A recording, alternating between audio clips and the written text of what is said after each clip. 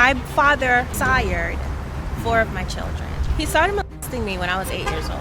He deemed me his sex slave, had this philosophy that women should serve men. I kind of look at my mama a little strange. And it could probably only be me that could actually show her grace. Man, don't cry. And one day she did just tell me, she said, Aziza, she says, I'm very proud of you. You have been through some hard things. You have had a very hard life. Yo, it's Queenzflip. I'm here in East Orange to get down to the bottom of some things. I'm here with Aziza Kibibi. How are you? Hello, how are you? How you doing? You look nice. Nice to meet you, thank you. I like the hat. I like the shades. Thank you, thank you. Can you tell us where we at? Where are we? We are at what used to be the location for the house that my father delivered my daughter in East Orange. So it's now a U-Haul, as you can see. It used to be a U-Haul up to about this point. Okay. But all here used to be a retainer wall, Okay. fruit trees, a privacy fence, a huge house, backyard with a garden. There are some fences back there that, because we didn't have any plumbing, we used the bathroom in buckets, and we used to dump the waste behind there. So your story is that you have 4 children with your father? I wouldn't say with, but yes, it's something I used to use that terminology before. For my father sired 4 of my children, 5 pregnancies in total. Okay, please teach me the proper terminology. Okay, So your father sired 4 children 4 children. with you? But By you? I mean, help me. By, So with means that you are I would be complicit. Right. Got it. Exactly. That's what that would suggest. Thank That's you. what that would suggest. Thank you. So Okay, help me out because I don't want to say the wrong thing. You know, America is not too kind to people that say the wrong thing, and Yes. that seems unsympathetic. Yeah. So okay, so your father took advantage of you, and can you tell us the story? Like, where did it start? He started molesting me when I was 8 years old, and then he started molesting me by the time I was 10. He deemed me his sex slave. He had this philosophy that women are only used for the pleasure of men, and women should serve men. But what he told me when he first started molesting me was that all fathers did this with their daughters to teach them how to be a woman for when they get married. However, that was just a manipulation. It was just his grooming. And all in total, by the end of it, he decided to breed me after the first time I got pregnant when I was 15. And my daughter didn't come out with any health defects. Then he decided that what he was doing was ordained by God, and his blue blood children would repopulate the earth because the apocalypse was coming, in preparation for the apocalypse. So he homeschooled me, he kept me isolated, and initially we used to live in Paterson, New Jersey, in a house, my grandmother's house, she owned it. But because then that was my maternal grandmother, so my maternal family, who we was in close proximity with, they started suspecting things. And eventually, because the tension became too much, he decided to buy a house here in East Orange and moved us into it while it was still a construction site. So we're here with snow, cold. We were living in this house with no heating, no hot water, no electricity, and renovating the house while we were living there, living in one room. All the time he continued to and me. My mother did know about it. She found out when I was 10 years old. And I eventually got pregnant while we lived in this house. And my father delivered my daughter here, my first child by him. Okay, let's go back. And first of all, I'm sorry that you went through that. Thank you. Thank you. Your maternal family is from Jamaica. Yes. And you said that they started to sense things at the house. Yes, they started to sense things because, well, one, my grandparents did not agree with some of my father's belief systems, he did end up being abusive to my mother. Then he became polygamous. He claimed a polygamous lifestyle, which initially started off as him cheating on my mom. And he decided he was not going to put his children in public school. So we were homeschooled. Me and my siblings were homeschooled. And just from there, I know that my grandparents and my aunts who lived next door to where we lived in the same house, they would hear when he would beat us. They would hear when he beat my mom. And on different occasions, they called the police. There were no consequences. They also called social services. The social services came in because they suspected that I was being molested. Social services came in. After their investigation, they deemed the case unfounded, which essentially means that even though there might be signs of abuse, it's not enough evidence to say that there is abuse. So after that, my uncle started arguing with my dad, and just over like the next couple of years after that incident, my father then continued to isolate us. Before we knew it, I could not speak to my grandmother, I could not speak to my aunts, I couldn't speak to my cousins, I wasn't allowed to go out and have friends. And it just got to the point where at some point one of my uncles pulled a gun on my dad. And it was after that he decided, well, the mission was to move us from around family and bring us to East Orange. Where did your mom and dad meet? They met in high school, East Side High in Patterson, New Jersey. Oh, East Side High in Yeah. Patterson. So they met in high school, and then they got together in high school. Yes, they were high school sweethearts. My mom was 7. Well, I don't know. She was a lot younger when they met, but they got married young. My mom was 17 and my dad was 18. Did your grandparents like him at all at one point? No, not really. Not really. Based on my memory and my observation, they were always arguing. Because Jamaican grandparents, you know, I'm Jamaican and Haitian. So Okay. I know Jamaican, Jamaican grandparents, they're very vocal. They let you know how they feel. Yes. I don't know where he's from. I think He's from Africa? No, His family's no, from he's Africa? African American. My African dad is American, like oh. black, like Southern black. Oh, Southern black, His okay. family is in Alabama. Oh, got it. Yeah. Okay. So, yeah, they don't play. So did they express to him, like, yo, we don't like you, you here, we see what, you know what I mean? Did they tell him that? Pretty much. I mean, there was, and remember, there was a whole point where I wasn't even alive. But by the time I became aware, which was about 6 years old, I did notice that, grandma doesn't like daddy.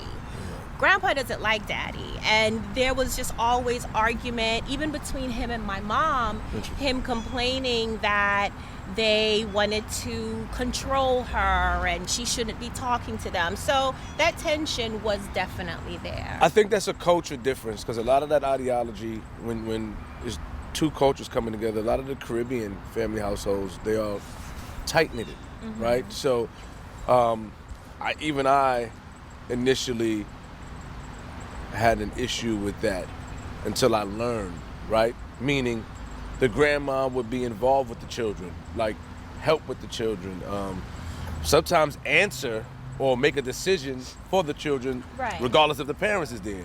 And a lot of people may not understand the culture, or maybe a culture difference, or that type of bond, and so I remember me going through something like that, growing up, you know what I mean? So I understand. So they didn't like him. So then your dad bought this place. Yes. Well, it's no longer yours. Yeah, we're going to walk over there. Give me a history on your dad. He was a director for the video Killing Me Softly. Yes. The Fugees. Yes. How did he get that? So initially he was a cabinet maker. He designed, He made cabinets? he designed furniture for more of the upper class people, like in Fort Lee and Inglewood. And through that, he decided to, I think he always wanted to explore music, because I grew up with my parents singing in bands, having jam sessions in the house. He always kind of recorded music and things like that. So my family was a very musical family. And he fancied himself to be the next Michael Jackson or Prince. So through his relationships that he built in his cabinet making business, is he eventually was invited to the Grammys one year. Okay. And he continued to develop his relationships. Okay. So he could come out as a music artist. Oh. However, when it didn't fully work out, he pivoted. Okay. Once we moved to East Orange, he really got into his, like, in the 90s when Macintosh and Next Computer was becoming more popular and using special effects. The music videos and film was becoming more popular. He decided to take on this exploration of technology and enter the music business from a visual standpoint. Got it. He met people, somebody introduced him to Wyclef Jean and Lauryn Hill, and before we knew it, he was telling us that he's helping to develop their visual structure for their next album. And that's how he ended up directing Killing Me Softly. He actually directed a couple of their music videos. Cowboys, I think Many Mikes was one of them, but Killing Me Softly is the one that won an MTV Music Award. And did he get any recognition from that? He didn't. They didn't give him any recognition. They didn't get, I mean, you'll find it now that he is listed as a director, but they did not give him any public recognition. And I think back then it wasn't industry standard too. However, he had developed such a close relationship with Wyclef. I mean, they spent days at our house in Eatontown. And he thought that he would have been invited to the award show. He thought that they would have recognized him when they went and accepted the award, and none of that happened. How did he take that? He took it horribly. He took it out on his family, which he normally did when things weren't going the way he planned in his life. And what happened is that he took it out on me specifically. I was pregnant with my second child by him. He beat me, he sodomized me, and I ended up having a miscarriage. Do you think that any of the Fugees noticed something strange? Do you think that they might have noticed something or looked at, like, what's going on here? So, I can't say for sure if they did. Cool. However, the culture kind of overlooked a lot of things, and I think just like I remember just being around them, just the behavior and how they interacted with females, and this isn't just one specific person. This is a lot of the people in the industry that my father worked with. Understand. So one thing that they did do is that Wyclef specifically praised my father for him being able to pull so many women, because he always had women around him. And the fact that he was polygamous and his wife had completely accepted it. So there was always a lot of that kind of combination, like you're the man kind of thing. And then even when he introduced me, now at the time, even though I believe I was 17 or 18, I was a teenager, but I looked a lot younger than my age. And he would introduce me to people as his young wife. No one questioned the fact that I was so young or that I looked so young. They just kind of accepted it and went on. So if they suspected anything was strange, it wasn't mentioned at the time. So he introduced you as his wife, not as his right, daughter. Right. Oh, man. Yeah. Oh, man. Okay. All right, so where was the house? Let's go to the where was the house? Where was the house at? Where was it built? So you see where that fence, that red fence is? Right here, okay. We had a fence that basically was right against it. Okay. Okay? And then that's where the property started. Right here. Yeah, where that fence is. Wow. All of this was dirt. Okay. So now it's paved. All of this was all dirt, and the entire backyard was a garden because we grew our own food. So where we're standing is where the house was. Okay. And then all the way back there, so that's the fence that I was talking about. That fence. That fence. there was a small structure back there that then we would go behind to dump the waste. I had a compost pile next to this garage right here. Okay. That's where, composting with the garden. There was a deck.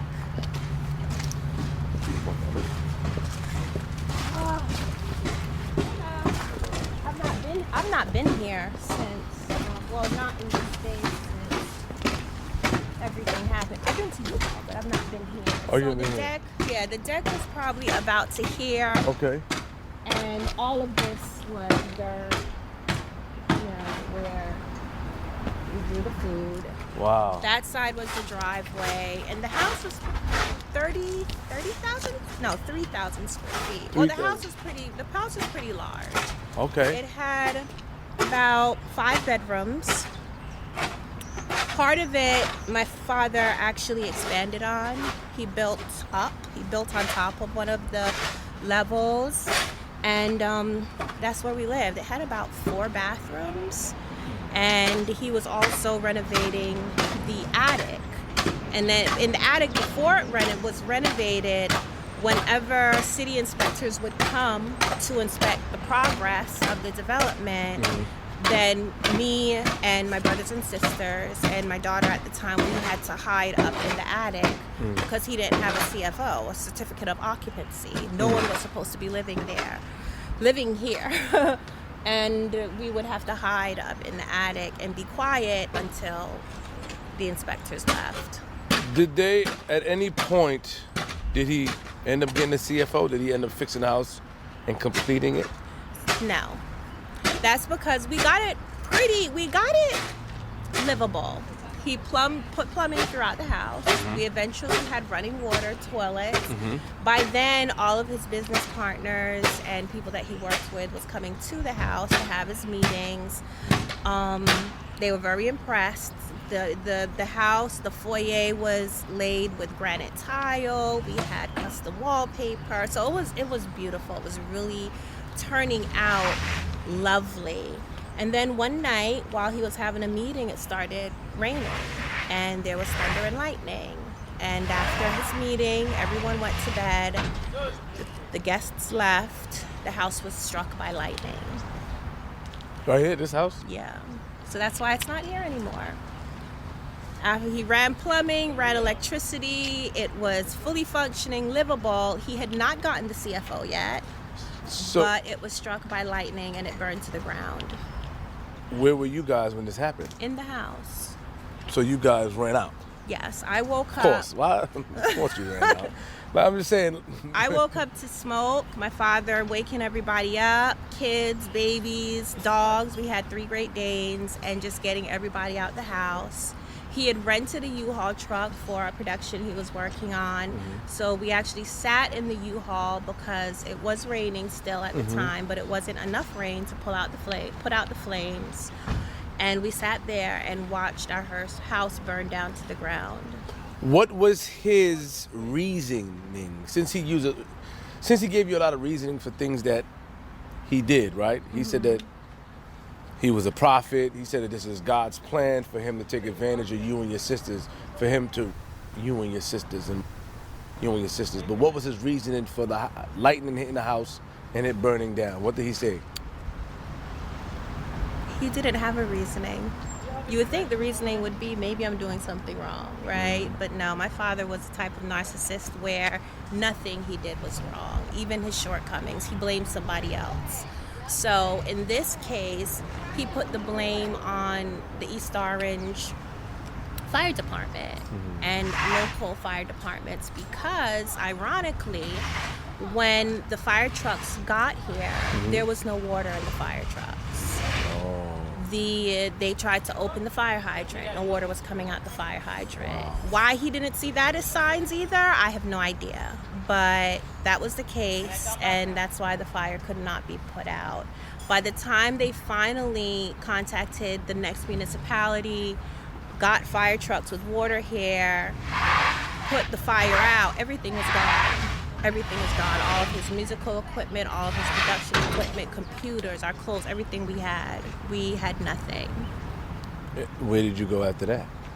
He had a friend who was an East Orange police officer. It was his best friend who lived in Orange, and his best friend offered for us to move in with him. And do you think that his best friend knew what was going on? So he didn't know. Like I don't think.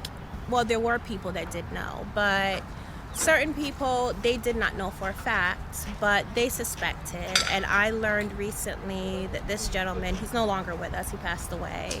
I learned recently that he did suspect, and he said something to another one of my father's friends, because he knew me from when I was a teenager, 14, 15, 16 years old, and suddenly I have a kid. And I'm not allowed to go anywhere. I'm not allowed to talk to boys. So he did suspect something and even communicated his suspicion with someone else, but he never did anything. How long did you guys live with your dad's best friend? About 6 months. About 6 months. And then got another place? Yes, he contacted one of his business partners, and this business partner owned a house in South Jersey, in Eatontown, New Jersey, and we moved down there.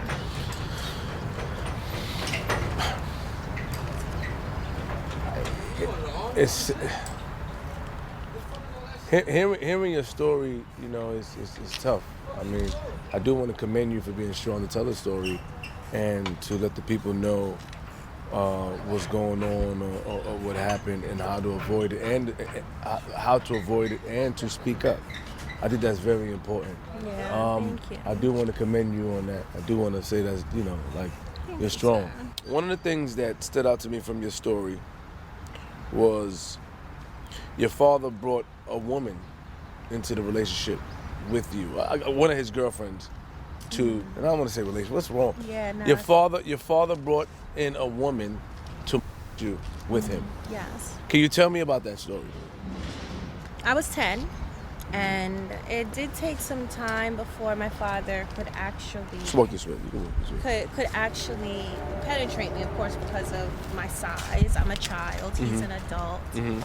And when he finally did, one day I was using the bathroom, and he called his girlfriend into the bathroom so she could watch. So she could watch me take it.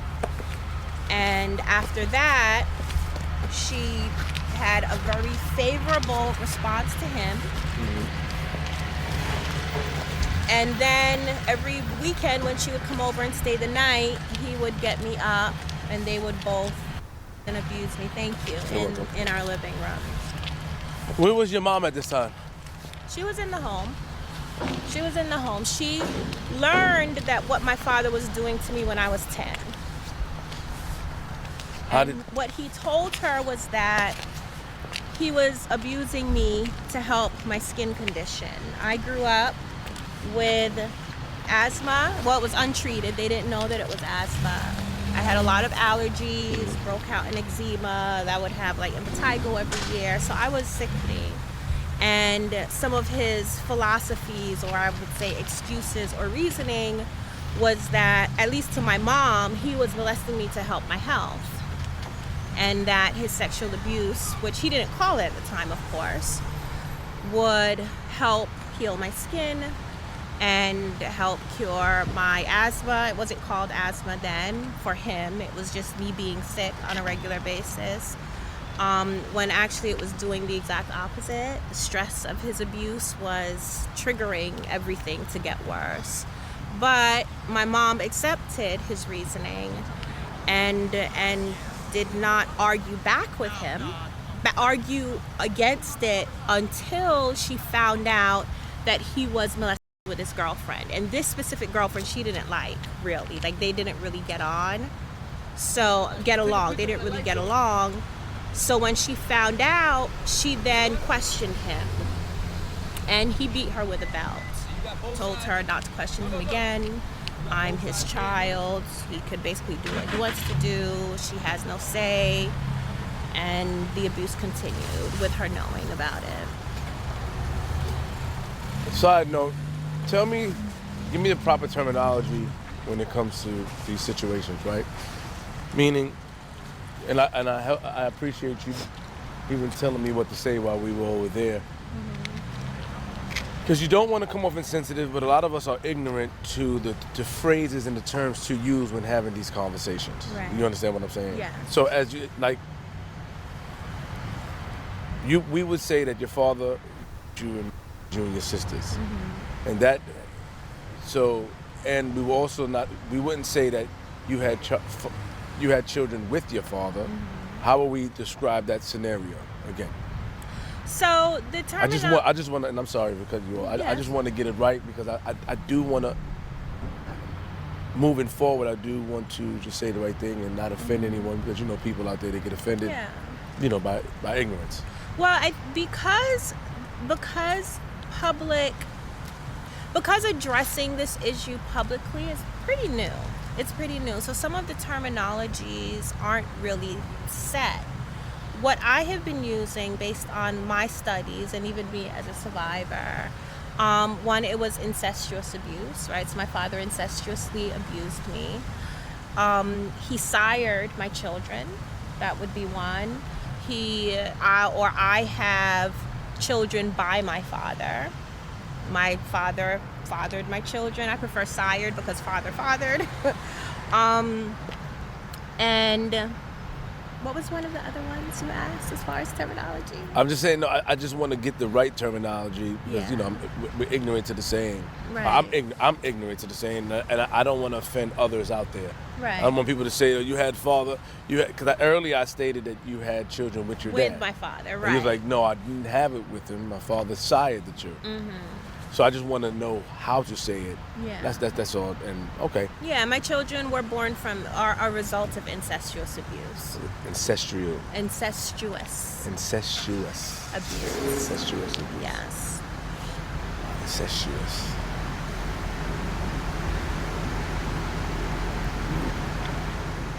Your mom, what's your relationship with your mom now? Cordial. You can say that. We're cordial. We communicate when necessary. I don't have an involved relationship with her. I love her from afar, so to speak. I understand her position through my work and my studies, understanding the psychological impact of abuse. When my father abused my mother, she was an abused woman and often felt like she had no choice in some of the choices that he were making for her. So in understanding that, I've forgiven her for what she enabled and she allowed. I don't think that, well, I know my father would not have abused me to the level that he did had she said something, you know, had she moved us away, had she taken us away. So I recognize that. However, I understand how complicated that situation is and was. So yeah, I love her from afar, but we don't have the relationship that I at one point wanted to build with her. And I did build with her a relationship. After we escaped my father, my goal was to live a life of normalcy as much as possible. And I wanted to build a normal mother-daughter relationship with my mom, because essentially I didn't have that. She saw me as her rival. She was jealous. She was envious. She told me that I am out of all the women that my father had been with and slept with, I was the person that stole him from her because she can't compete with a child. So there was that tension. There was a lot of back and forth, especially in my adolescence. So I didn't have a mom. But after we escaped him, I wanted that. So I intentionally developed a very close relationship with her. However, some of her beliefs and her mentality did not coincide with my healing and growth and that of my children, and we had to part ways. So let's go to the clubhouse so we can sit down and talk, and 'cause I have some more questions. Mama Love can't get away with that. I'm sorry, I can't. Mama Love can't. Come on. You calling her Mama Love? That's interesting. She can't. No, she can't. That's how I identify mothers. I'm sorry. Okay. But she can't do that.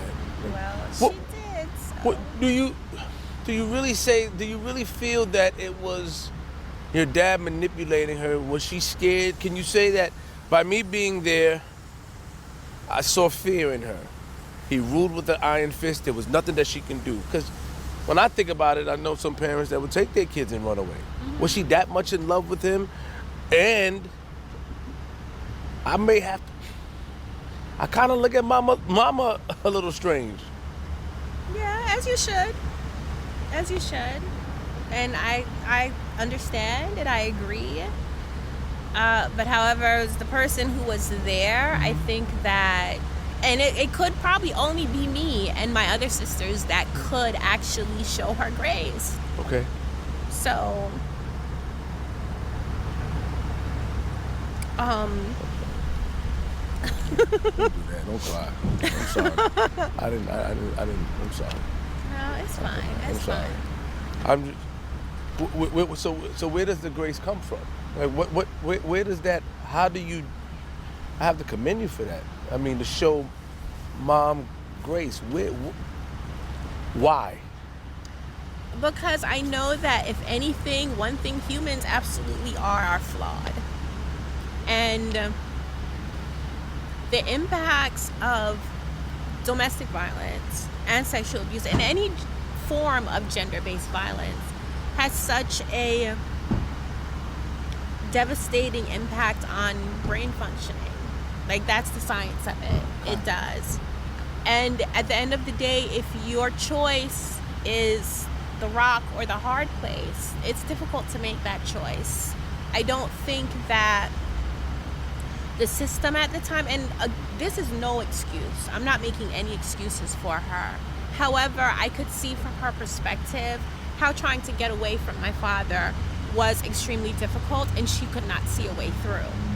I can understand that from her perspective, but I recognize that her own selfishness and narcissism, yeah, it made her extremely selfish. She essentially did not prioritize her children over herself. But where we from, the island that we're from, we are familiar that mom and dad, not talking about grandparents, I'm pretty sure your grandparents would have let your mom back in. I'm pretty sure that it could have been so many options, and I'm not. We go out the way, JR. And please, I'm not trying to beat down your mom.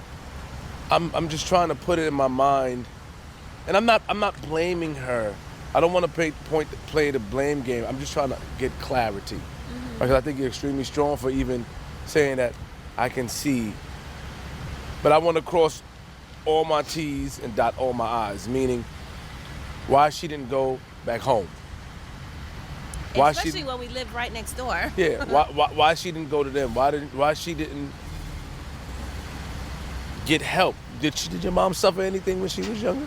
Not that I know of. No. And we spoke about her childhood experiences, and even at the time when she learned about me, she never divulged. Never divulged anything. Well, one, shame on women specifically is extremely strong. So she was ashamed. By the time she was ashamed when my father started beating her. Then when she found out that not only was he me and me, he was also doing it with his girlfriend. And these were all things, specifically the polygamous lifestyle, that my mom defended my dad to her family for. So I think she felt like she dug a hole for herself. And she did not have the confidence, or I can't think of what to call it. But she didn't want to own up to her own mistakes. And for her, that was more important than protecting her daughters. To a certain degree, he did brainwash her. I believe she truly believed that some of the things he was saying was correct, and those are just the choices that she made. Which you'll be surprised to know is not uncommon.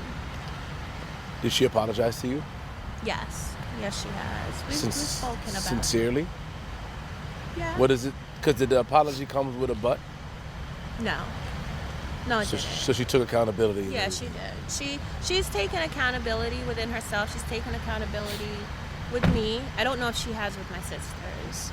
I don't know what their conversations are, but her and I have had very candid, in-depth, honest conversations. She has apologized for the bulk of it. You know, we have not revisited how she treated my children, because at the end of the day she had some jealousies and envies about my children, because my father put my children on a pedestal. They were his royal blue blood children, so he did not beat them, he did not them, he barely reprimanded them for anything, but here he was beating and raping her daughters. So unfortunately, even after we escaped him, she still had some animosities about that, and she started treating my children different from her other grandchildren who were not a result of the incestuous abuse. How many children did he have with your mom? 9. She had 9. 9 children. All are still here? No. My brother passed away. He committed accidental suicide. A lot of it, he was going through something specifically surrounding him witnessing my father abuse me. It did not end well. I got a call one day while I was in school that he had jumped out of his 11th story window in Manhattan. So no, he's no longer with us. What is accidental subtransition? They found substances in his bloodstream, so they think that maybe he was under the influence of something. Got it. Yeah. And you feel like that it was the result of what was going on. Yeah, he was having.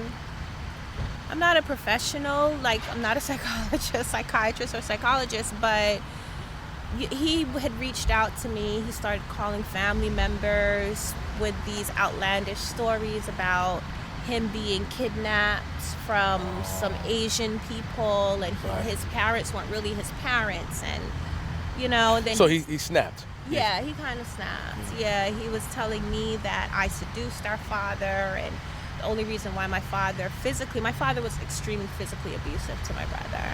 And the only reason why he abused him was because he saw my father sexually abusing me. So, yeah, that was his way of, he was processing everything, like seemed to be all at once, and was going off on a tangent. And then a couple of days later, we got the news. When do you mean he saw your father did it in front of him? Well, my father used to come, my brother and 2 of my sisters at the time, when we lived in Patterson, we all shared one bedroom. So my father would come, and sometimes he'd put me in the bed, and my brother would wake up. I don't know if my brother was cognizant of what was really happening, but then my brother in his own way tried to protect me by then sleeping in my bed with me. But then my father started lifting me out of bed and bringing me into the living room to abuse me. So when my brother went off on his tirade, that was the first time that he has ever spoken about the fact that he witnessed. I thought he didn't remember, because I remember when sometimes he would wake up, but that was the first time he expressed to me that he witnessed my father abusing me. But his interpretation and accusation was that I did something to warrant my father abusing me. What's your relationships with your sisters now? Strained. A lot of them blame me for the abuse, because they said that if I fought back harder, then my father would not have abused them. Okay, let's I want to talk about that. Can we go to the clubhouse, please? Okay. It's probably not going to shut. No. This is fine. Can I fix it? Look, hold on, because I don't want. Okay. I went to the gym and they had me working on my legs and it hurt. All right. Queenzflip, Dr. Umar. Yeah. Okay. So, you and your sisters. Mm-hmm. Your sisters blame you for what I feel your mom should be blamed for. No disrespect. No, I agree. I don't like the fact that they blame you. What are their reasons? They feel like you should have went. Because you said in one of the stories, not one of the stories, you said in your story that you stayed because you were planning on running away at the age of what? I was 12 when I tried to run away. Bring me back to that day. My dad and mom would leave us home a lot. So we were definitely what you would call latchkey kids in the 80s. And I was responsible for my brothers and sisters. My brother, at the time, it was only one brother, and sisters. I was responsible for helping to teach them their schoolwork, for getting them dressed in the morning, feeding them in the morning, making sure all the chores were done. That was my responsibility. And my parents would leave to work, have meetings, and I was left home with my kids. Wow. That's how much with my brothers and sisters. So this time that I decided to run away was after something very severe. Even though I had figured out a way to manage within my capabilities the abuse that my father was committing against me, getting me up every night, me, even though I had kind of found a routine within that and different ways how to cope, then there was an incident where he sexualized me for the first time. And after that, I just realized, I'm like, I can't take this anymore, because that was extremely painful. The had already been painful, but my body had kind of adjusted to it. And he was then using the idea that if I stayed quiet, he would not abuse my sisters. So one day after this incident, my parents were out. Me and my siblings had finished our homework for the day, and we were watching television, and I used the opportunity to try to run away through my grandmother's house. But they ended up catching me, and they told me that, well, if I was to leave, what would happen to them? And then I just became overwhelmed with, I already felt responsible for them, but I became even more overwhelmed because for some reason I did not really rationalize, well, what would happen to them? Yeah, Daddy is telling me if I stay quiet and I don't complain, he won't abuse he won't do the same thing to my sisters. But I'm thinking, well, if I just leave to get away, I didn't consider what would happen if I wasn't there. So that's what stopped me. And I convinced them not to tell on me. And we went back to watching TV. My parents came home and everything continued as normal, if that's what you want to call it. But he clearly lied. Eventually started, by the time I was about 14, 15, it was just before I got pregnant with my first child, I walked in on my father kissing one of my sisters in a romantic way, if that's what you want to call it. And then that's when I knew that he was her. So clearly what I did not protect them. It protected them for a while, but it didn't completely protect them. And they ended up blaming me. I think that they blamed me because since my mother wasn't really present in a maternal way, I was present in a maternal way. So, I mean, sometimes my sisters would call me mommy by mistake because I took care of them. I took care of them when my parents weren't around. So I just feel like they hold me more responsible. They said, well, if I fought my father harder, then he would not have abused them, or we would have gotten away before he started abusing them. But I feel the same way. I'm like, well, you're holding me responsible, but not mommy. So, but I really think that it's because for a good portion of their childhood, I was the closer maternal influence on their life than my mom was. So You did all the cooking You did cook? Most of it, yeah. Most of it. What taught you how to cook? Combination of self-teaching, a lot of joy of cooking and frugal gourmet, but it was encouraged by my father. Once he saw that I had this gift and I was interested in cooking, he definitely encouraged it. He would give me projects to complete relating to cuisine, and through that I taught myself a lot of recipes. I taught myself a lot of gastronomy and the science of cooking and baking. My grandmother, she did teach me how to make the best fried dumplings. So she contributed. And my mom, I was kind of what you would call her sous chef. So before I was allowed to use a knife and use the stove alone, then I would just assist her. And I loved cooking, so my parents did nurture that. What's your family's reaction now that you came out with the story? Because you put light on everyone. I'm not the favorite person. I'm not the favorite person in the family. Especially my extended family on my mom's side, they are not supportive of me being vocal or publicizing anything. My father's family, for the most of it, especially my grandmother, his sister called me at one point when I was about to do an interview on the Katie Couric show. She found out, and not from me. She did some sleuthing and found out from my professor at the time, went and stalked my professor, found out that I was going to be on the Katie Couric show. She called me and begged me not to go on, because she said that will destroy grandma. And I was just like, wait, now you care?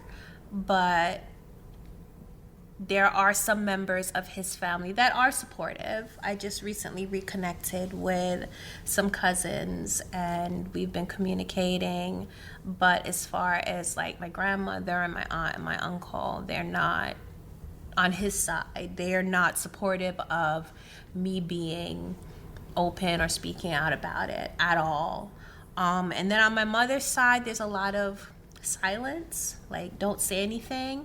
My grandmother, she passed away last year. She was the only one that was vocally supportive. Like, she encouraged me in her own way. She read my book. She would attend my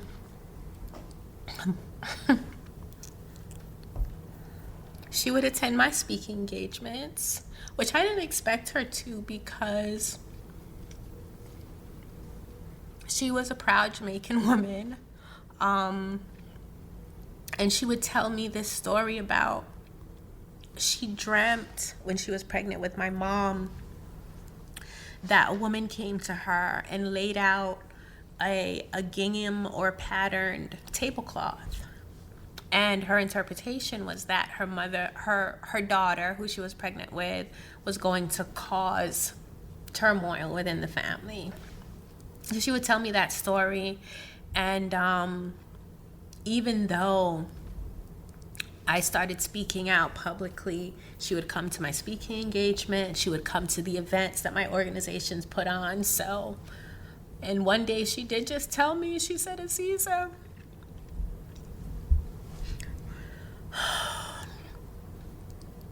she says, I'm very proud of you. You have been through some hard things. You have had a very hard life. But I am proud of you.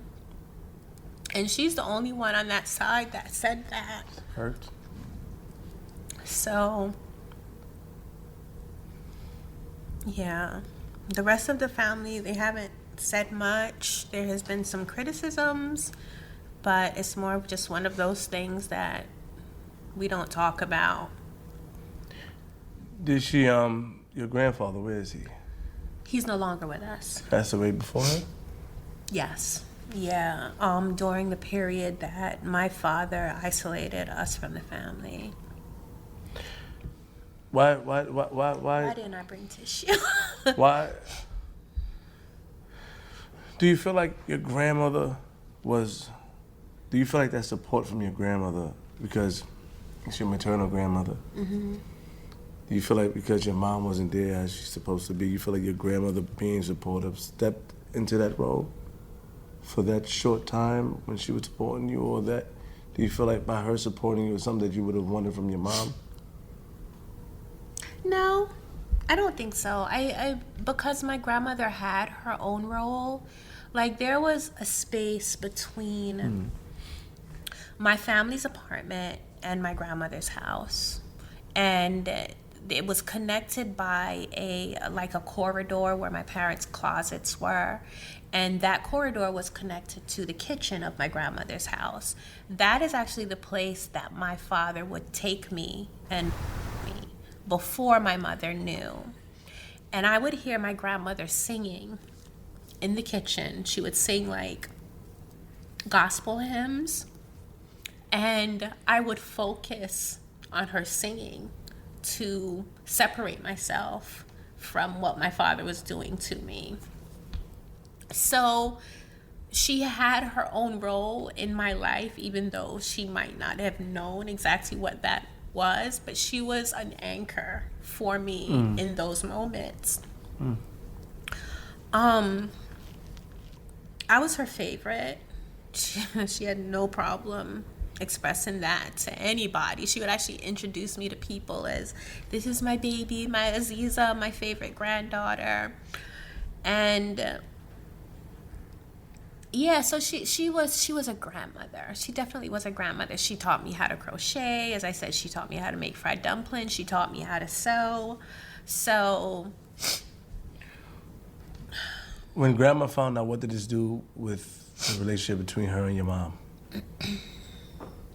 my mom, when grandma found out, so in the process of me escaping my father, I ended up in Monmouth County Medical Center with my children. That's where social services, they took my children out of my father's custody at the time and brought them there.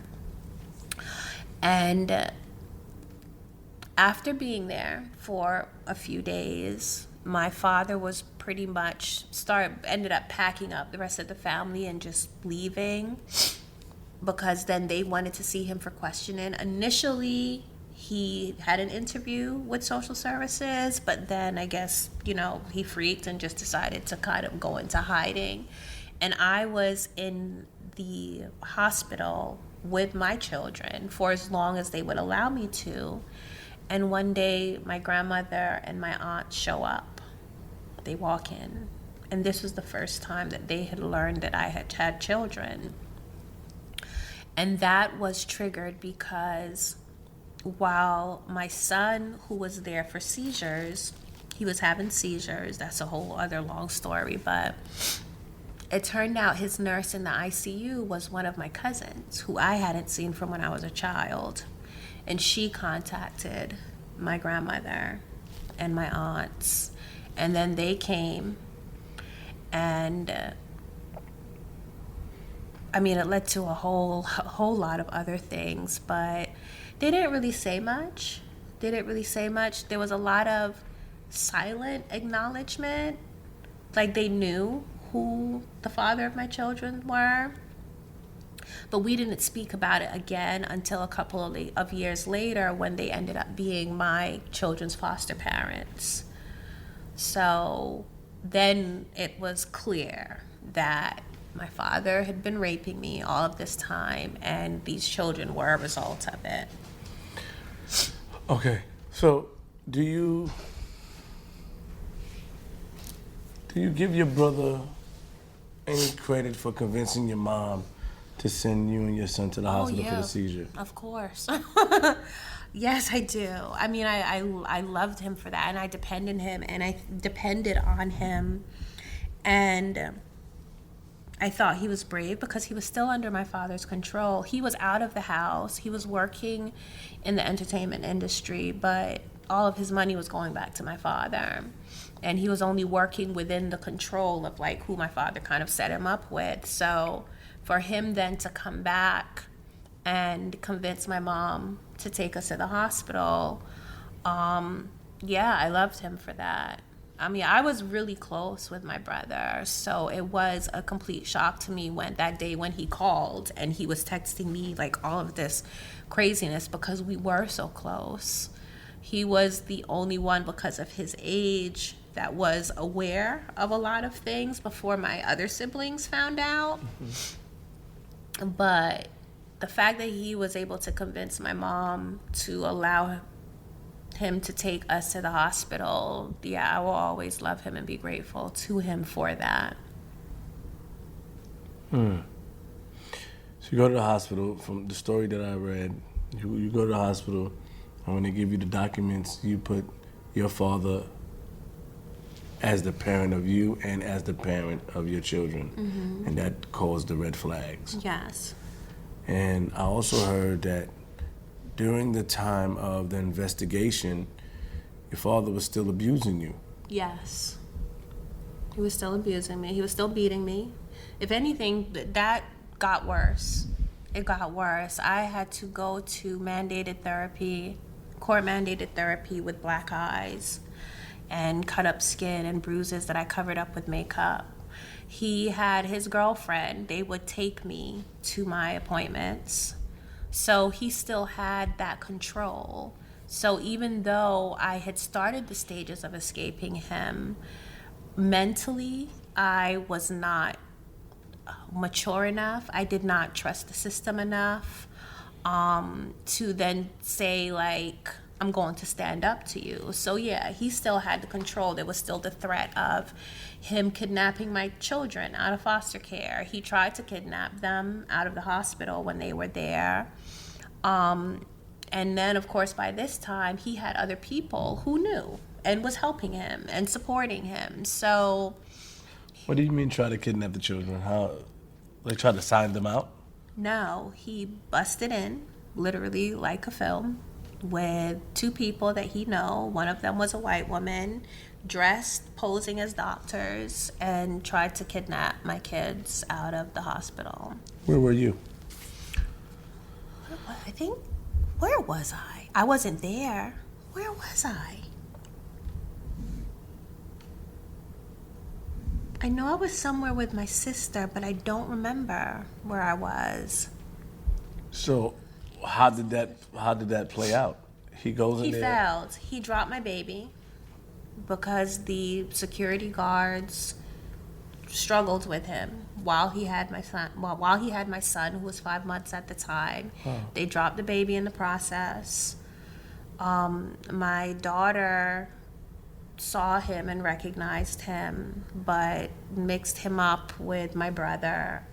So it was a whole mess, and he ended up. I was at our then home in Eatontown with my mom. That's where I was when he went. So at this time, I wasn't allowed to see my kids yet. And then he tried to kidnap them, failed, and then came back. And that is when, then I continued on with social services, like went through the steps with social services. They allowed me to come to the hospital, and I stayed with them until they were completely removed, like my custody was severed completely. What did they blame you for? Because CPS, right? It's CPS? Yeah. They have to accuse you of something. What was the accusation against you? Child neglect and endangerment. Because my daughter, she had phenylketonuria, it's called PKU, due to the inbreeding. And because it was untreated, her whole body was covered in eczema. She had developmental delays. Then, of course, my son, he ended up, the seizures was because he was malnourished. He was deficient in vitamin D and calcium. So they just charged me with child abuse and neglect. They had not been vaccinated. They had never been to the doctor. I mean, my father delivered all my children at home. He didn't believe in Western medicine. So they just charged me with child abuse and neglect. And they didn't put his name down. They did. And this is the clincher. So, and this is one of the things that I'm working on with developing more cultural sensitivity within the system, like with DCPNP and law enforcement, because my caseworker, one, she was racist. She made that very clear. But then I didn't understand. I was afraid for my life. I didn't know who to trust. So me putting down my father's name was a passive aggressive way, like where it would not come back on me if he found out. And it was a flag, like I was raising a red flag, but subtly. That's how I thought was the safest way to do it. So then when she comes in, they listed him as the father on the case. Legally, they listed him as the father. They also listed him as my father. But they never explored or identified or chose to ignore any signs of incestuous abuse. Now, at the same time, because incest is legal in New Jersey, maybe that is why. Because at this point, I am over 18 years old. I'm hypothetically, she might have just seen it as a real incestuous relationship, which technically does not break the law because it's legal in New Jersey. So, I didn't know that. Yeah, I am now working towards getting that changed. Have introduced a bill in the assembly it's called Aziza's Law. It's to criminalize incest, no matter what the age is in New Jersey. So we are advocating to do that now. It has to go in the Senate as well, but there's a whole process of actually making it a law. I've been working on it for like 6 or 7 years. Do you think your father had you brainwashed? So, okay, I can't say what the exact definition of brainwashing is, right? But I do understand it to be where you were raised and grew up within a belief system, and then someone else comes and indoctrinates you into a different belief system, right? Would you agree that that's close enough to the definition? Me being my father's child, if I am already raised in this belief system, am I brainwashed? If you raise your child to practice Catholicism, are they brainwashed into Catholicism? So my father, I wouldn't say that I was brainwashed, but I would say that I believed that what I was going through was normal until I could not come to terms with the idea that it was so harmful to me. But then I would go back and forth with that because my father convinced me that I was deserving of whatever suffering that I was going through, that I recognized it, that if we suffered, it was God's will to suffer. So therefore I started thinking that I deserved it. Then I was back out of like, well, no, I don't deserve this because I'm not doing anything bad. So there was a lot of confusion. So if you want to say, well, I was definitely gaslit, my father gaslit me, but because I was raised in what he was doing to me, I don't know if you can call it brainwashing. My mom was probably more brainwashed because she came from a more traditional lifestyle and family. So would you say that your father had you under his spell? He had me under his control. But the reason why I wouldn't say spell is because I always had the desire to come from under it. Like I was consciously aware that I had to get away from him. I had to get away from his life.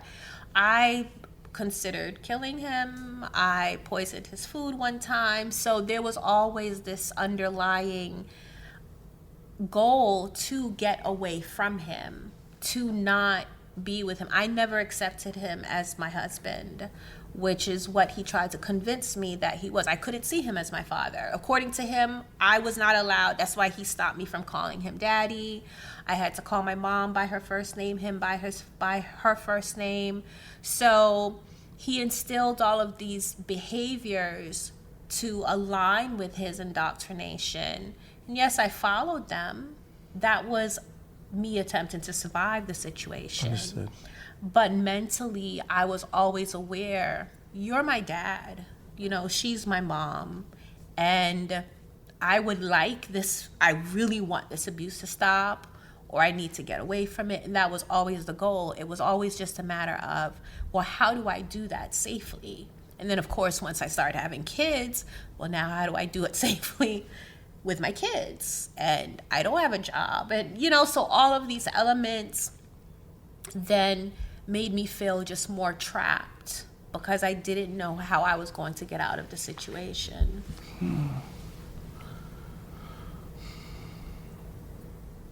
And do you think this is why you're able to sort of, I don't want to say, give your mother grace? Partially, yeah. Got it. Yeah. The most dangerous time for a woman in an abusive relationship is the moment she tries to escape. That's when most women end up losing their lives through that process. So, that, of course, is always a threat. My father threatened it. He would kill whoever. My siblings did not have birth certificates since he delivered that at home, delivered them at home. So he would threaten, if I were to kill any of you, no one would care because according to the world, you don't exist. So he put a lot of modes of control. And fear. Yeah, and instilled fear on a regular basis. What was did he have a name for his, do you call it a cult, or? No. Did he have a name for his lifestyle? For his lifestyle, yeah. No. But he had people that were, he had girlfriends and people that knew and were aware and that were complicit. Right. So it was just his lifestyle. It was just his lifestyle. Yeah, it was just his lifestyle. Let's go back to your mom real quick. You stated earlier that you don't like the way she treated your children. What did you notice, or did they come and tell you something? There are little microaggressions. She kind of bullied one of my daughters in different occasions. She would, well, when I say bully, I mean like accuse, if something, so there was one time I was between houses. I ended up losing the home that me and my children were living in, and I had to stay with her for a period. And anything that went wrong in the house, she would blame my daughter for. Like anything. My daughter was nowhere near or like around the situation. And there are other kids in the house. There are my mom's children. There are other grandchildren. And she would just always blame my kids. It got to the point where she blamed them for everything so much and started putting all of these ridiculous restrictions on them whenever I was at work. I had to tell them, just stay in the room that we're staying in. Don't interact with her. Don't just avoid her at all costs. And I realized that it was reminiscent of how she treated them when my father was around. Even though he didn't see it, but for her, there was this, well, Aziza, these are your kids, come deal with them. No grandmother, no grandmother energy at all. And it seemed to exasperate now once I was living with her, and then just other little things, whether it be birthday gifts or, there was a clear difference between... How she treated... Yeah. Just like how she showed favoritism to those who were not a result of the incestuous abuse. It was just so much, it was just tension. How long has it been since you spoke to her or saw her? I just saw her recently, a couple of weeks ago. Oh, so you still check her? Yeah, especially, I saw her the most often during the period when my grandmother passed away last year, because, the wake and all of that, I saw her most often. But, every now and then I'll run into her. She lives in East Orange, so, I'll run into her. One time I saw her walking from the train, and I was like, hey, you want to ride? You want to ride to your house? So I gave her a ride. In a lot of cases, she's still my mommy. But it is what it is. It's complicated. It's all right. How did I'll start. I know. You make me. Why did I say that? You and those questions. Some of those questions. I'm sorry. It's like I do need to, and we have to look at the time too because I have to. 2:38. Okay. Bring me to how did Dad end up going to prison? Okay. How did Dad end up going? I don't touch people. You gotta be careful. You touch them without permission. The internet don't play. The internet don't play. Well, I'm glad it's useful. Yeah, they don't play. You can't even when I put my arm behind you. They say you have to. You can't just do that. Ask consent. Yes. Is a big thing. But excuse me. But I do think that if we become more in tune to each other's energy, then you'll be able to tell if I am got you welcoming of it without words. That's it's still tricky, but it's still tricky. It's better to be safe than sorry. You got a lot of game. You got a lot of game. What does that mean? You got a lot of game. What does that mean? You got a lot of game. I don't know where it come from. You got a lot of game. What does that mean? You're going to have to explain to me. What do you mean game? You just got this charm, this understanding, this, non-judgmental, but I will correct you if you say something wrong, and, then you throw a little something in there. It's game. It's game, wow. Yeah. I'm just being me. Tell me, bring me to your dad getting caught, because now they're looking for him. All I know is that they took the children from you. Mm-hmm. And when they put them in foster care, they put them to your grandparents. No, not initially. Oh, they went to another home? Yeah, they went to another. They were separated. They were in different homes. Really? Yeah. My oldest daughter was with a white woman. Her experience was not good. My two younger children, they were with, I think one of them was with a white woman at first, and then she went to a black family, but yeah, they were completely spread out. So they were in foster care with strangers for about 1.5 years. Before then, they moved in with my grandmother and my aunt. All of them? All of them, one by one. They staggered them, but yeah, they were all. So that means grandma had to go and fill out the paper. That's what grandma did. It was my aunt, technically my aunt on paper. She had to take like parenting classes, foster parent classes, and then my grandmother was their caretaker because my aunt worked. Were you able to go visit them and stuff like that? After they were there for about 3 months, I would say, then I was allowed to see them under supervision, and then eventually I was able to come there without supervision, and then for the weekend, and then at some point I was able to bring my daughter home with me, and she was able to stay the weekend with me. So yeah. So Dad getting caught. How did?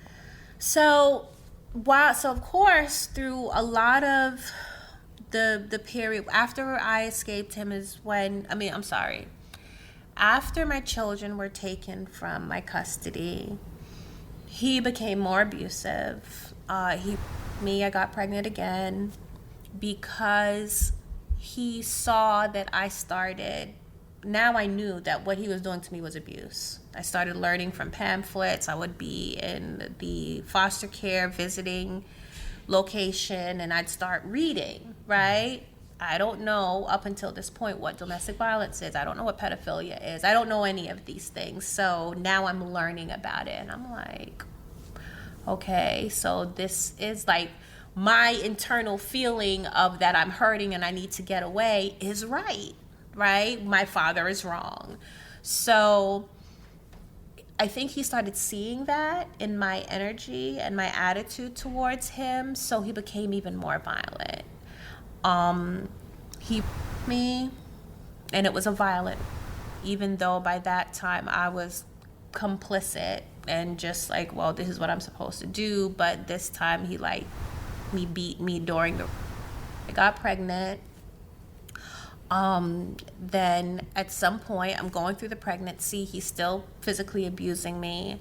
Going through the pregnancy, I get to the point where my due date is approaching. I start having contractions. End up in the emergency room with my sister at the time. And for me, I started speaking with a nurse.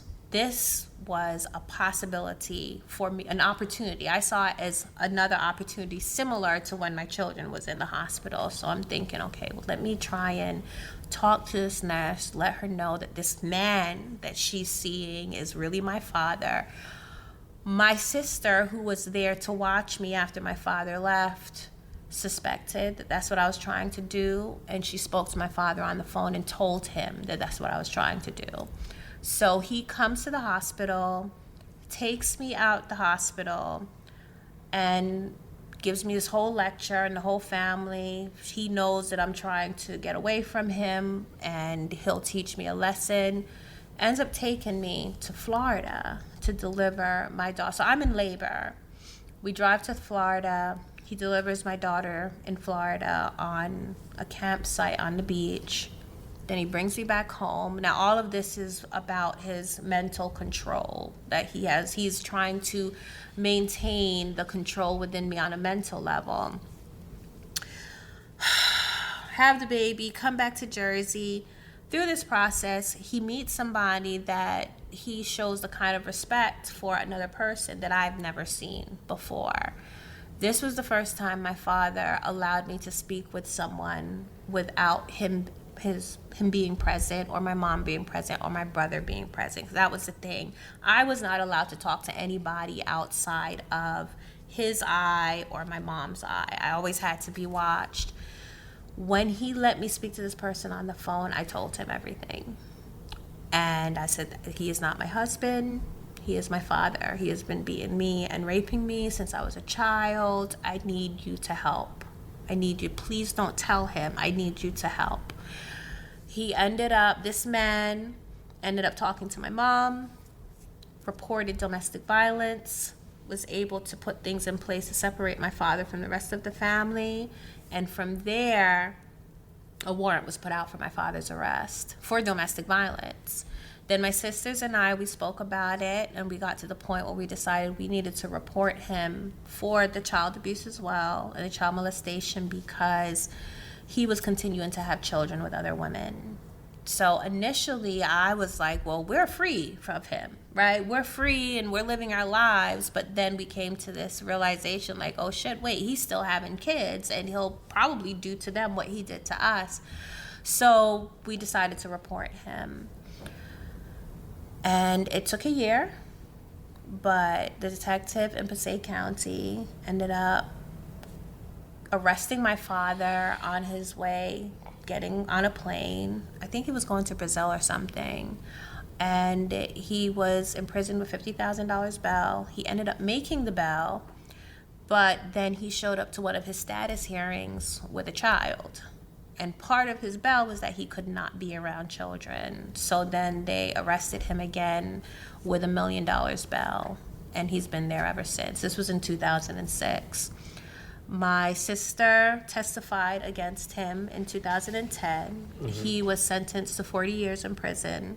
And then I testified against him in 2013, and he received an extra 50 years. I saw something online that said that you wanted to go see him. Did you go see him? Not yet, no. I'm planning on it. Did they put your name down on the list? No. Oh, you know about that. That's what I'm trying to figure out. Like, from what I know, the gate, not yet. The gatekeeper is my uncle, apparently. I reached out to him, but that is to be continued. What did Uncle say? We'll talk about it. It was, I believe it was via email, because I don't have his phone number. So via email, he said, well, we'll talk about it. And then when I tried reaching out to him again, he hasn't responded. So now I'm like, okay, my cousin who I reconnected with, I'm thinking about like getting him to pass the word on so then we can. So but your father can't put you on the list himself? Because they can. Or you don't from think that he'll do it? You're saying. So I don't know the exact process. I was told that my father has a list. Yes. And the only person on the list is my uncle. Mm-hmm. So if I wanted to get on the list, I would have to get a message to my uncle to then get to my father to request for me to be put on the list. That's what I've been told. Yes, that's correct. That is, okay. I have not done that yet. Why did you write a letter to your father? No. I've not communicated with him at all. Yeah, I've not communicated with him at all. Do you think that you should write a letter to him telling him that you want to be on the list so you would need to speak to him? Not really. I didn't consider writing a letter directly to him. My plan was to go through my uncle. I didn't consider. And then your uncle would have to speak to him, and then he would, because. So there's the thing. Narcissists are. Go ahead. Narcissists. You would consider your father a narcissist, right? Yes, definitely. Narcissists, how they think and how they move. Okay. I don't know. Maybe his time in prison has humbled him, and he's learning his lesson. But I'm pretty sure that if he's the narcissist that you say he is, he would say that he would want you to reach out to him. You think so? 100% sure. I have narcissistic traits in me. Don't judge, because I didn't show you that. I'm not judging. I'm not judging. I'm just saying. I'm going to take your advice. However, for some reason, when I think about it, I kind of don't want to give him time to prepare. And I feel like if I write the letter, then he could prepare himself. He could strategize. Make up anything. Right. Got you. So. But I don't think anybody could play with you. You seem like the way. That's one of the reasons why I want to see him, because while I am extremely far on my healing journey and I have done a lot of growing, we are only as good as how we respond under the worst circumstances. Yes, you're correct. So, I one thing I do know is that I don't know everything. And while I am confident that my reaction, my response to him will be who I am and who I am now and who I think I am, I can't guarantee that. I can't guarantee that. And on top of that, since you've been on the internet, in closing, pretty sure in prison they don't like people like, I don't know if they have him in PC. I don't know where he is, but I'm pretty sure that by your story being out there, pretty sure that prison experience may not be, they don't really do good with people raping. Oh, yeah, but he's in a special He's in a special. Yeah, he's apparently the facility that he's in New Jersey is some new state-of-the-art special place specifically for sex offenders. I ran into a security guard who had been following my story, who works there, and her words were, "They live in good." That was her words. So, yeah. Because a lot of the sex offenders were receiving harsh treatment in prison. Oh, yes. Rightfully so. Yeah, and by the time it got to the point where because there was a gap between my sister, the prosecution of the crimes he committed against my sister and me. Hers was in 2010, mine was in 2013. By the time we got to my case, when I saw him in sentencing, by the time we got to sentencing, he seemed despondent. He looked like he was bruised up. So he was definitely, I would say he was definitely being abused wherever he was. I don't know if it was the population or the security, but he was not in a good way at all during his sentencing. Last question. Tell me about your organization. Okay. And what it's about, and What is coming up with the organization that you have? Give me the name and stuff like that, and just break it down for me, please. So it's called Precious Little Ladies Incorporated, also known as PLL Nonprofit, because we are expanding more services for men. So people think that, well, it's Precious Little Ladies, that means that we only deal with girls. But no, it speaks to the precious little lady in everyone, male or female, which I consider, calm down, our most vulnerable child self. So even if you're a man, yes, you have feminine energy, and that would be the part of you that is vulnerable. However, while I understand that not everybody fully comprehends that, we also are developing precious little lads for branding. There we go. Okay. Better about that. PLL. Yeah, PLL. So that's why. So PLL Nonprofit is our alternate name: Precious Little Ladies and Precious Little Lads. Our mission is to end child sexual abuse, incestuous abuse, and gender-based violence, and we do that by raising awareness, educating the communities. We provide workshops on prevention. We speak to different groups. We partner with other local nonprofits and community organizations to distribute sexual abuse prevention kits. We're trying to get them into the school system and school curriculum. We also have programs that support survivors. We provide mental health care services through our partnership with BetterHelp. And basically, we're just raising as much awareness and educating the public as much as possible, so that then we can actually end this issue that affects so many aspects of our life. If you look at some of the statistics, whether it be homelessness, lack of education, food insecurities, they are all tied to childhood traumas, many different childhood traumas, and sexual abuse is a huge part of it. So I believe that if we was to attack the root system, which is the childhood traumas, which is the sexual abuse, which is the keeping secrets, keeping quiet, then we will then expand throughout other social issues. Our communities will be more empowered, will be more confident, more educated, and be able to thrive. So that's our theory of change, pretty much. And we need money. We need money. What do you need money for? Tell me. Make a donation. Well, one, I'm to the audience, letting the audience know. Make a donation. Well, you are a great chef and you bake. Let's do a bake sale. That is a good idea, and that's something I've considered. However, Is that sarcasm?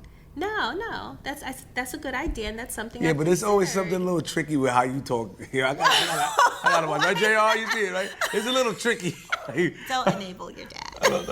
Okay, I'm just saying, like, okay. That is a good idea. No, that is a good idea. Period. Yes, and However, because you don't say but, because everything after but is bullshit considered to the right. So you say however, you switched it. That's game. That's game. Because I don't know. I'm a communicator. Okay, good. However, I'm a communicator. However, when it comes to the cost of that kind of effort, the return isn't really high enough for what we need. So grants are better. Like, I think that would be a great effort, but that would be something that I would want to make a community effort. Gotcha. Right? I understand what you're saying. A community effort. So you're talking about like grants. You're talking about going to the city and getting grants and stuff like that. Not just the city. I've done that. We've done that. But private foundations, different grants, but public donations as well, because at the end of the day, like, we pay taxes, right? We know that the taxes that we pay help to pay the police department and fire department and, our governance overall.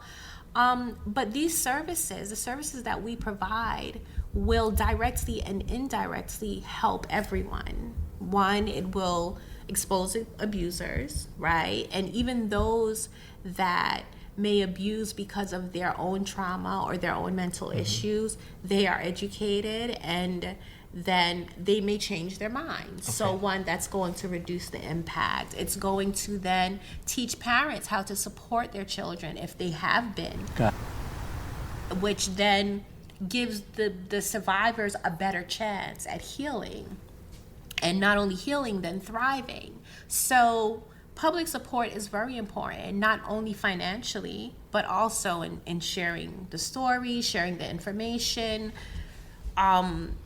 teaching each other. So that's why I say, yeah, Where does the money go? So the money goes to, like, let's say, for instance, our sexual abuse prevention kits that we distribute to, like, we distributed 1,500 this year. Oh, nice. We did that through a kite flight, an annual kite flight that we have, where we invite all of our local resources and some government agencies, like the Essex County Sheriff's Department came out. So it facilitated the community accessing the resources directly. We do surveys, and we learned that 70% of women do not know the number for their crisis center. They don't know how to access their domestic violence shelter, if ever they were in that position. So we teach the community how to access those things, and events like our awareness raising kite flight does that. With the sexual abuse prevention kits, it comes in the form of a workbook that the children can either use on their own and their parents. Ideally, we want the parents to go through the workbook with them. It's a coloring and activity book. And it also comes with a magnet with important numbers, as well as our 3-step process for how to respond if a child discloses abuse, because you don't want to re-traumatize the child if the child decides to tell you. As well as links to YouTube videos that then continues the conversation and shares more information. We give those out for free, but they cost like $10 to make. So, so while we're funding that, we do that through donations. They have to be created and put together and then distributed. And so until we get to the point that we get like some huge $1 million grant or blessing, that would be, well, no, not just until, but continuing on. You need money to do this work. Listen, I would like to check it out. I would like to check it out and see. And you should partner with me to do that big community bake event. Okay. Yeah, you can do that. Got you. Yeah. Okay. Aziza, thank you so much. Thank you. Welcome. Thank I you. hope I made you comfortable enough to tell your story. Yes. I know you told your story, and I saw a couple of clips. You guys were bonding and stuff a little bit different. I didn't know how my style would resonate, but I think that we did fine. Yes, we All did. right? Very I well. appreciate it. Thank you, Queenzflip. Shout out to JR. I'll see you guys next time. Make sure you subscribe, follow. Give out your social media. Give out your socials. I am, do I look directly at the camera, or should I look at you? Whatever makes you feel comfortable. Okay, so Aziza Kibibi, you can find me on social media everywhere, Aziza Kibibi. It's the same across the board, TikTok, Facebook, Instagram, Twitter, now known as X, and also my website, azizakibibi.com, and you can get my book, Unashamed, A Life Tainted, from my website, or you can find it on Amazon, and also my YouTube channel is Aziza Kibibi. Okay. Appreciate y'all. Queens.